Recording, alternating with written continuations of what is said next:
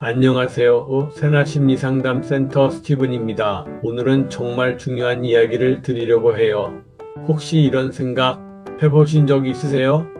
예전엔 사람들이 많았는데 요즘은 왜 이렇게 혼자인 것 같지? 네, 맞아요. 65세가 넘어가면 인간관계가 눈에 띄게 달라지기 시작합니다. 퇴직도 하고 아이들도 독립하고 오랜 친구들과도 조금씩 멀어지고 이건 나쁜 게 아니에요.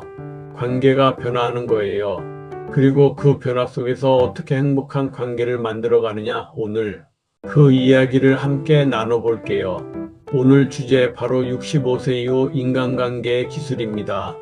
왜 이 주제를 선택했냐고요? 제가 상담을 하다 보면 정말 많은 분들이 이런 말씀을 하세요. 자식들한테 짐이 되는 것 같아서 연락을 못 하겠어요. 남편이 퇴직하고 나서 집에만 있으니까 숨이 막혀요. 친구한테 서운한 게 있어도 그냥 참아요. 싸우기 싫으니까. 이런 마음 너무 공감되지 않으세요? 오늘은 이런 마음들을 하나하나 풀어가면서 65세 이후에 더 따뜻하고 건강한 관계를 만드는 15가지 기술을 알려드리려 하나하나 실천하다 보면 분명히 달라지실 거예요. 핵심 포인트, 노후의 관계 고민은 누구나 겪는 자연스러운 과정입니다. 혼자만의 고민이 아님을 인식하는 것이 시작입니다. 왜 노후 인간관계가 중요한가? 먼저 왜 인간관계가 중요한지부터 짚어볼게요. 하버드 대학교에서 85년간 진행한 역사상 가장 긴 행복 연구가 있어요. 그 결론이 뭔지 아세요? 바로 좋은 인간관계가 건강과 행복을 결정한다는 거예요. 재산도 명예도 지위도 아니에요. 관계예요. 연구에 따르면 따뜻한 인간관계를 유지하는 사람들은 그렇지 않은 사람보다 평균 8년을 더 오래 산다고 해요. 단순히 기분 좋은 게 아니라 인간관계가 우리의 수명과 건강에 직접 영향을 미치는 거죠. 치매 예방에도 사회적 관계 유지가 핵심이에요. 오늘 이야기가 단순한 인간관계 팁이 아닌 이유가 바로 여기 있습니다. 배우자와의 관계 재정립. 자, 이제 본격적으로 들어가 볼게요. 첫 번째 인간관계 바로 배우자와의 관계입니다. 퇴직 후에 제일 먼저 변화가 오는 게 배우자 관계예요. 24시간 함께 있게 되잖아요. 어떤 분들은 이걸 황혼이혼으로 이어가기도 하고 어떤 분들은 오히려 더 친밀해지기도 해요. 차이가 뭘까요? 바로 각자의 공간과 시간을 인정해 주느냐예요. 전문가들은 이걸 친밀한 거리두기라고 불러요. 너무 붙어 있지도 너무 떨어져 있지도 않게 실천해 보기. 1. 각자의 취미를 가지세요. 하루에 한 번은 오늘 하루 어땠는지 15분만 대화해 보세요. 3. 가끔은 고마워, 수고했어 이 말 한마디 꼭 해주세요. 자녀와의 관계 새롭게 보기. 다음은 자녀와의 관계예요. 많은 부모님들이 자녀에게 연락하고 싶어도 눈치를 보세요.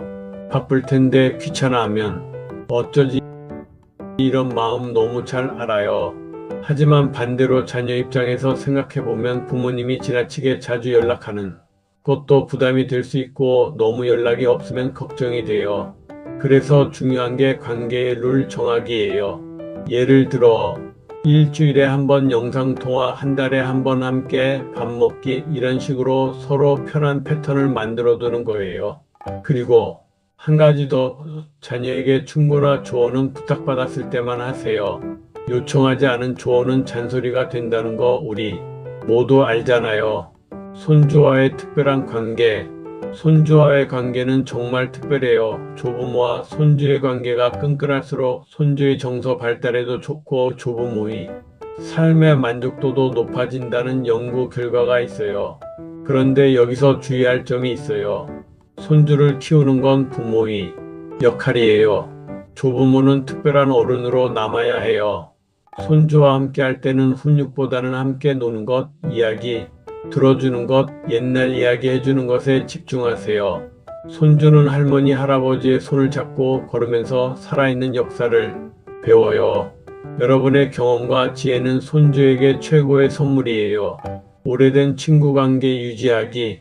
나이가 들수록 오래된 친구가 정말 소중해져요. 10년, 20년, 30년을 함께한 친구는 새 친구로 대체할 수 없잖아요. 그런데 문제는 자주 연락하지 않으면 멀어진다는 거예요. 바빠서 몸이 안 좋아서 뭔가 서운한 일이 있어서 이런 이유로 조금씩 멀어지다 보면 어느 날 갑자기 연락이 끊겨버려요. 오늘부터 이렇게 해보세요. 생각났을 때 바로 문자 하나 보내세요. 잘 지내지? 생각났어. 이거면 충분해요. 1년에 한 번이라도 직접 만나려고 노력하세요. 그리고 서운한 게 생기면 참지만 말고 부드럽게 표현해 보세요. 관계는 유지하려는 노력이 필요해요. 새로운 친구 만들기. 오래된 친구도 중요하지만 새로운 친구를 사귀는 것도 중요해요. 65세 이후에 새 친구 가능할까요? 물론이에요. 오히려 이 나이에 새로운 관계를 만들면 더 신선하고 활력이 생겨요. 방법은 여러 가지예요. 관심 있는 동호회나 모임에 참여해 보세요. 동네 복지관, 문화센터, 종교 모임, 봉사활동 이런 곳에서 같은 관심사를 가진 분들을 만날 수 있어요. 처음엔 낯설고 어색할 수 있어요. 하지만 딱 3번만 나가보세요.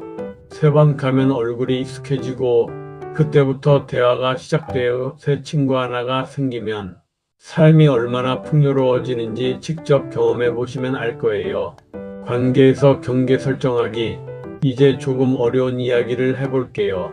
바로 경계 설정이에요. 관계에서 경계를 설정한다는 게 뭔가 냉정하고 어색하게 느껴질 수 있어요. 하지만 경계는 관계를 지키는 거예요. 경계가 없으면 상처를 받고 상처가 쌓이면 관계가 깨져요. 예를 들어 금전 거래는 하지 않는다. 개인적인 일에 지나치게 간섭하지 않는다. 자신의 감정을 솔직하게 표현한다. 이런 것들이 다 경계예요. 특히 시니어 분들은 거절을 못하는 경우가 많아요. 싫다고 하면 관계가 깨질 것 같으니까요. 하지만 부드럽게 거절하는 연습을 해보세요. 저는 좀 어렵겠어요. 이해해 주실 거죠? 이렇게요. 경계가 있는 사람이 오히려 더 건강한 관계를 만들어요. 핵심 포인트? 건강한 거절은 관계를 끊는 것이 아니라 관계를 더 오래 지속하기 위한 안전장치입니다. 용서와 화해의 기술. 살다 보면 상처를 주고받아요. 그게 인간관계예요. 오랜 세월 동안 쌓인 서운함, 상처, 오해들 이걸 어떻게 풀어야 할까요? 용서에 대한 가장 큰 오해가 있어요. 용서는 상대방을 위한 게 아니에요. 나를 위한 거예요.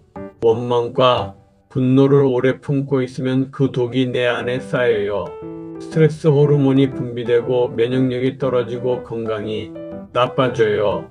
용서는 상대가 한 일이 옳다는 게 아니라 그 무게를 내가 더 이상 짊어지지 않겠다는 결심이에요.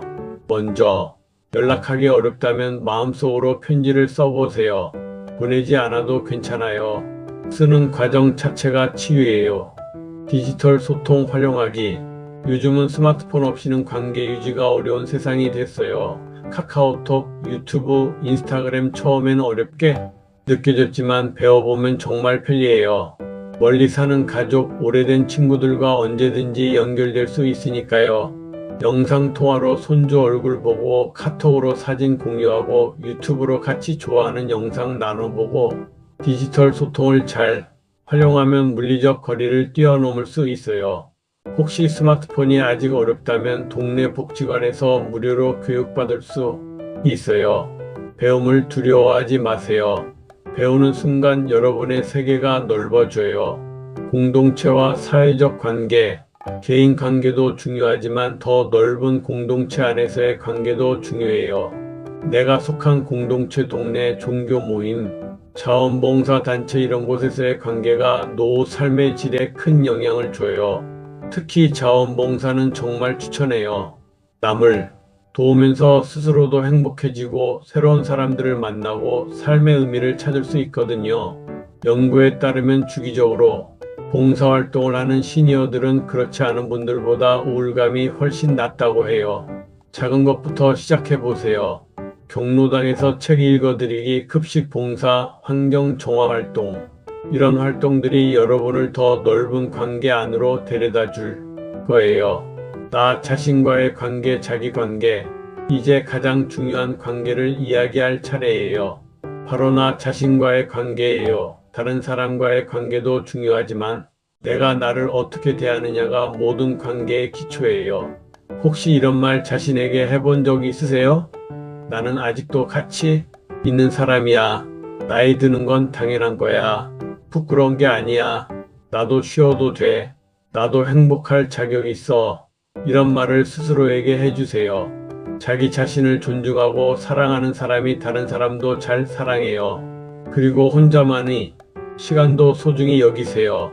산책, 명상, 일기 쓰기, 좋아하는 책 읽기. 이런 시간들이 내면을 강하게 만들어줘요. 15가지 실천 체크리스트. 자, 이제 오늘 배운 것들을 정리해 볼게요. 오늘부터 바로 실천할 수 있는 것들이에요. 배우자에게 오늘 고마워 한마디 하기, 자녀에게 부담 없는 짧은 문자 보내기, 손주에게 옛날 이야기 하나 들려주기, 오랫동안 연락 못한 친구에게 생각났어 메시지 보내기, 관심 있는 동호회나 모임 하나 찾아보기, 싫은 것에 부드럽게 아니요 해보기, 마음속에 담아둔 서운함 일기에 써보기, 스마트폰 새 기능 하나 배워보기, 봉사활동 정보 하나 찾아보기, 거울 보면서 나에게 수고했어 말해주기. 이 중에 오늘 하나만 해도 충분해요. 한 번에 다 하려 하지 말고 하나씩 천천히. 그게 진짜 변화예요. 오늘 긴 이야기 끝까지 함께 해주셔서 정말 감사해요. 65세 이후의 인간관계 어렵게 느껴질 수 있어요. 하지만 오늘 배운 것처럼 작은 것부터 하나씩 바꿔나가면 분명히 달라질 수 있어요. 관계는 노력하는 만큼 깊어지고 따뜻해지고 풍요로워져요. 여러분은 충분히 사랑받을 자격이 있고 좋은 관계를 누릴 자격이 있어요. 오늘 영상이 도움이 되셨다면 좋아요 눌러주시고 구독 안 하신 분들은 구독 부탁드려요. 댓글로 오늘 실천하고 싶은 것 하나 써주시면 제가 다 읽을게요. 다음 주에도 더 좋은 이야기로 찾아올게요. 우리 모두 더 따뜻하고 풍요로운 관계 안에서 행복하게 나이 들어요. 감사합니다.